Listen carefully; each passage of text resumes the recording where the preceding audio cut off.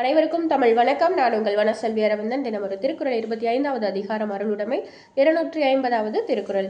வலியார் முன் தன்னை நினைக்கத்தான் தன்னின் மெலியார் மேல் செல்லும் இடத்து. இதை சர்வசாதாரணமாக வாய்மொழியா பழமொழியா நம்ம சொல்லிடுவோம். வல்லவனுக்கு வல்லவன் வையகத்தில் இருப்பான் அப்படின்னு சொல்லி. நமக்கு கீழே இருக்கிற ஒருத்தருக்கு நாம் துன்பம் கொடுக்குறோம். பொதுவாகவே இந்த மனுஷ இயல்பு அப்படிதான் இருக்குது. கீழே இருக்கிற ஒருத்தருக்கு தான் நம்ம துன்பம் கொடுக்க முடியும். ஏன்னா அவன் தான் வாங்கிப்பான், எதிர்த்து கேட்க மாட்டான், அப்பாவியா என்ன செஞ்சாலும் ஏற்றுப்பான், அவனுக்கு கேட்க நாதி இல்லைங்கிற மாதிரி அவனுக்கு நாம் கொடுக்குறப்போ கொஞ்சம் யோசிச்சுக்கோ, உனக்கு மேலேயும் ஒருத்தர் இருப்பான், நீ அவனுக்கு என்ன செய்யோ அதை உனக்கு அவன் செய்வான் அப்படிங்கிறத வள்ளுவர் சொல்லுகிறார்.